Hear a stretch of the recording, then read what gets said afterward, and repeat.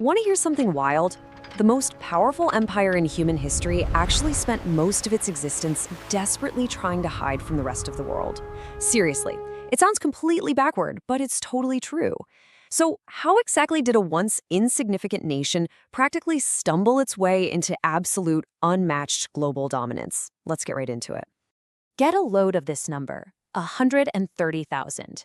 Right up until World War I, the United States had a tiny, standing army of less than 130,000 soldiers. To put that into perspective, that's smaller than 13 of the individual empires and states that were already fighting it out over in Europe. So on the global stage, America wasn't just an underdog, they were a complete lightweight, practically invisible. Which really begs a massive question, right? How does a country that actively avoided global conflicts, a nation that literally just wanted to be left alone behind its two oceans, end up taking over the world? We're going to trace how America went from a B-list actor to the biggest global superstar we've ever seen. Part 1. The Superpower Formula. Before we dive into the history, we really need to establish the rules of the game here. You don't just get the title of superpower for showing up. There are 3 absolute pillars of global dominance. First, military might. You need technologically superior weapons and the ability to project force anywhere on Earth, instantly. Second, economic strength. We're talking a massive GDP and rock-solid infrastructure. And third, international influence. You have to be able to bend international rules to your interests through strong alliances and diplomatic leverage. You need the whole shebang to wear the crown. Part 2. Waking the Sleeping Giant.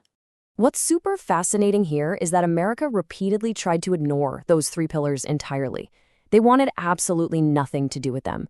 But looking at the timeline of events, you can see this rapid, condensed escalation that violently dragged the US out of its isolation a shell. These 3 dates, they mark massive, world-altering events that basically acted like a cattle prod to a giant that was perfectly happy just sitting in the corner minding its own business. It all started in 1898.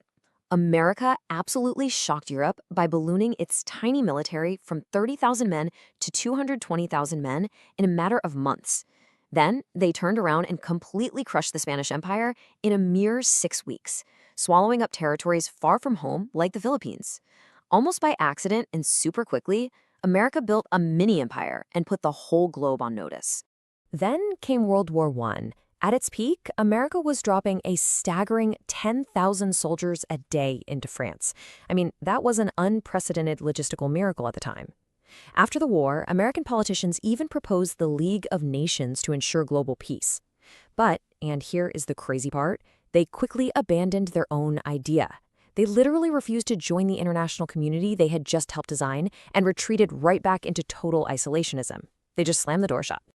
Well, that brings us to 1941. The Japanese military actually believed America was weak, divided, and lacked the political will to fight a brutal overseas war. But one of their own, Admiral Isoroku Yamamoto, strongly warned them against poking the bear. He called America a sleeping giant. And when Japan launched their surprise attack on Pearl Harbor, they proved Yamamoto's terrifying prophecy entirely, devastatingly correct. That sleeping giant didn't just wake up, it got to work with terrifying efficiency. The U.S. rapidly expanded its military from a modest 1.4 million men in 1941 to a staggering 12 million by 1945. They retooled entire factory cities basically overnight, mobilized 150 million people, and built a massive, relentless war machine. The planet had literally never seen anything like it in human history. Part 3. The Ultimate Superstar. Okay, the crucial point here is understanding exactly why the total devastation of the Second World War was the ultimate catalyst for America's permanent superstardom. Just look at the absolute contrast and destruction here. European and Japanese cities were completely leveled by endless, ruthless bombing raids. London, Berlin, Tokyo, reduced to ashes and rubble. But the United States homeland? Untouched. They were safely protected by thousands of miles of ocean on either side, totally insulated from the physical destruction. And because its massive industrial infrastructure didn't see a single bomb, America's production literally doubled during the war. Unemployment dropped to an astonishingly low 1.2%, and its GDP, it grew by an explosive $47 billion. While the rest of the world was financially and physically ruined, barely able to even feed its own citizens, America became impossibly wealthy and undeniably powerful. So instead of retreating back into isolation this time, the United States used its exclusive atomic monopoly and its unmatched wealth to completely reshape the globe. They built and funded the Marshall Plan to save Western Europe from collapse, rebuilt Japan from the ground up, and established the UN, the IMF, the World Bank, and NATO.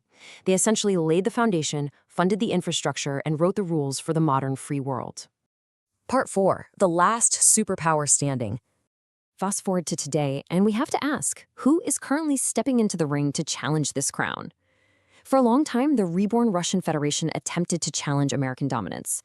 But while they tried to project strength, their 2022 invasion of Ukraine basically exposed them as a paper tiger.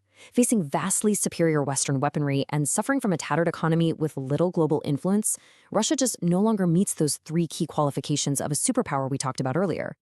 But, the United States is definitely not invincible. It's facing its own intense domestic headwinds right now. We're talking about staggering national debt, soaring trade deficits that just keep climbing year after year, and widening domestic political divisions that make national compromise incredibly difficult. The armor is definitely showing some serious cracks, and the foundations of that unmatched power are really being tested from within. When we look at the global landscape today, the true modern matchup becomes crystal clear. America definitely remains the undisputed heavyweight champion, with the largest economy, the most powerful military, and unrivaled global influence. But check out the rising challenger. China's massive army, its rapidly expanding economy, and its growing nuclear stockpile make it a formidable opponent, uniquely positioned to rival the U.S. They are systematically building those exact same 3 pillars of global dominance. Picture this. It's 1945. The most powerful man in Britain is sitting across from the most powerful man in America. And he is begging. He's not crying, but there's this quiet, dignified desperation, because he knows the global empire he represents is completely, utterly out of time. That man begging, it was John Maynard Keynes, literally the most famous economist of the 20th century. He was sent to Washington with one job: get American dollars and get them right now. Without them, Britain wouldn't just lose its empire, it would actually struggle to feed its own citizens. Just think about the absolute shock of this for a second. The empire that once ruled a quarter of the Earth's surface was completely, irreversibly, catastrophically broke. We're talking about the birthplace of the Industrial Revolution, the nation whose Royal Navy owned the oceans, the country whose currency, the pound sterling, ran the global economy. And here's their brightest mind, hat in hand, asking a former colony for a lifeline. So, how exactly does a superpower lose everything? Well, it definitely wasn't just one bad decision or some overnight collapse. No, this was a slow, grinding transfer of power that played out over roughly 80 years. It was driven by these deep structural forces that honestly are incredibly hard for any government to stop once they get moving. To really wrap our heads around this, think of this power transfer like a 4-round heavyweight boxing match. In one corner, you've got the aging, wealthy champion, and in the other, a hungry, chaotic, rapidly expanding challenger. Let's set the stage for our champion. Back in 1870, the sheer scale of the British Empire, the Pax Britannica, was staggering. They controlled 25% of the Earth's landmass, a quarter of the globe. They pumped out a third of all the manufactured goods in the world. If you were doing business literally anywhere on Earth, you priced your goods in sterling and you banked in London. They were, quite simply, untouchable. But 3,000 miles to the west, round 1 was already kicking off. Let's call it the industrial leapfrog. America was barely out of its civil war, but it was sitting on just an obscene amount of raw power. We're talking mountains of coal, massive iron deposits, oil fields practically bursting out of the ground in Pennsylvania, plus a huge influx of 12 million immigrants ready to work, bringing all these specialized European technical skills with them. This set up a massive clash in how things were actually made. Britain was kind of stuck in its ways, right? They had these fragmented, family-owned foundries relying on really expensive, skilled craftsmen. But America built a totally different beast. They called it the American system. It was all about specialized machinery, vertical integration, and just total unprecedented scale. They basically designed a system to replace expensive labor with hyper-efficient machines. Just take a second to let this sink in. 90%. By the late 19th century, John D. Rockefeller's Standard Oil controlled 90% of all oil refining in the United States. He wasn't just refining the oil, he owned the pipelines, the trains, the storage, the whole shebang. Britain's kind of old-school, gentlemanly approach to business simply could not compete with that level of ruthless consolidation. And that brings us to the knockout punch of round one. In 1901, J.P. Morgan creates U.S. Steel. It was valued at $1.4 billion. That was a literally unimaginable amount of money back then, and it was churning out more steel than all of Britain combined. America had completely leapfrogged the old champion when it came to industry. But Britain still held the global financial levers. So here comes round two. What happens when the world's banker gets dragged into a total, prolonged, mechanized war? In 1914, World War I kicks off, and it effectively kills the entire global financial order dead. This right here is the big hinge moment, the great financial reversal. Before the war, Britain was the ultimate creditor. The whole world owed them money. But to fight Germany, they had to buy mountains of weapons, food, and supplies from a neutral America. And guess what? The cash ran out fast.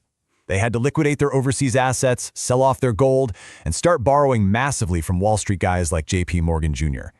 The financial bleeding was just unreal. In just 5 years, Britain's national debt exploded from £650 million to $7.7 billion. To put that in perspective, by the 1920s, almost half of everything the British government spent went solely toward paying off that staggering war debt. Half. The reality was pretty brutal. Britain won the war on the battlefield for sure, but they fundamentally lost it in the bank vault. The U.S. was really the only true winner here. They flipped from being a net debtor to the biggest creditor on Earth, all while their factories had been running at max capacity for 4 straight years, supplying the Allies. So, desperate to get their prestige back, Britain makes this absolutely catastrophic, unforced error. In 1925, Winston Churchill puts the pound back on the gold standard at its pre-war rate. It was a terrible idea. It completely overvalued their currency. Exports tanked, unemployment skyrocketed. Keynes literally called it an act of economic vandalism. It absolutely crippled Britain right when they needed to rebuild. And this created a crazy, dangerous situation globally. We entered this weird gray area where basically nobody was driving the bus. Britain was way too weak to stabilize the global economy anymore, and America was in its isolationist era and completely unwilling to step up. That leadership vacuum is exactly why the global trading system just completely disintegrated when the Great Depression hit in 1929. All right, round 3, the knockout blow, World War II. By the end of it, Britain's economy is totally wrecked, completely drained of gold, and 100% dependent on U.S. loans. Out of that rubble, a brand new world order is born, and it's designed top to bottom in Washington, the Pax Americana. This one wasn't built on Navy ships. It was built on the almighty U.S. dollar, huge consumer markets, and new outfits like the IMF and the World Bank, all playing by American rules. If you want to know just how dependent Britain became, get this, the year 2006. That is when Britain finally, 6 whole decades after the war ended, finished paying off its World War II debt to the United States. 2006? Which brings us to round 4, the psychological surrender. It's 1956, and Egypt nationalizes the Suez Canal. Britain, France, and Israel decide to launch this secret invasion to take it back. But President Eisenhower, he is furious. They didn't consult him. So he doesn't send in the military. He uses the wallet. He threatens to completely tank the already strained British pound by blocking IMF assistance. Within days, the financial panic forces Britain into a hugely embarrassing withdrawal. The lesson there was harsh. Britain could not even run its own foreign policy anymore without getting a permission slip from Washington. The illusion of power was totally shattered. And then the dominoes just started falling. Ghana, Nigeria, Kuwait, Kenya. Country after country gained independence as the empire was dismantled at lightning speed. Britain finally had to accept its new role as America's junior partner. By the 1960s, people were throwing around this new phrase, the British disease. It basically described a former champion that was struggling with chronic low productivity, crazy high inflation, a hollowed-out manufacturing sector, and crumbling infrastructure. You see, they industrialized first, right? Which gave them a huge head start. But it also left them saddled with this obsolete, legacy system that was just impossible to maintain. But here's the really uncomfortable question all this history forces us to ask today. Look at the structural decay of 1890s Britain, and then look at the United States right now. Aging infrastructure? Check. Historic, soaring national debt? Check. A hollowed-out manufacturing base? Check. We've got incredibly expensive military commitments scattered all over the globe. Look, history doesn't repeat itself exactly, but man, those parallels are profound. But wait, because there is a totally counterintuitive twist to all this. What actually happened to everyday people when Britain lost its superpower status? Surprisingly, their lives got vastly better. Today, average UK incomes are 7 times higher than they were at the absolute peak of the empire. Life expectancy went way up. Once Britain stopped draining all its money trying to police the globe and hold on to colonies and actually started investing in its own citizens, the average quality of life completely skyrocketed. Imagine for a second a single continuous piece of real estate on Earth that is worth a mind-boggling $60 trillion today. Seriously. Because whoever controls this exact plot of dirt doesn't just have wealth, they literally hold the ultimate cheat code to global dominance. In this explainer, we are going to completely shatter how you look at world history. You can totally forget about smart politicians or booming economies for a minute, because the fate of empires and the exact reason why America might just be the last true superpower isn't about human decisions at all. It is literally etched into the jagged coastlines and the flowing rivers right under our feet. So let's dive into Earth's geographic lottery. We're looking at how physical land acts as the ultimate, unforgiving constraint on what any nation can or cannot do. We spend so much time analyzing human choices, right? But we completely ignore the actual board we're playing the game on. Part 1. The ultimate geographic constraint. The 3 pillars of power. Okay, I want you to think of the Earth like a massive game board, where survival definitely isn't an accident. To win this game, every single superpower must answer 3 brutally simple geographic questions. 1.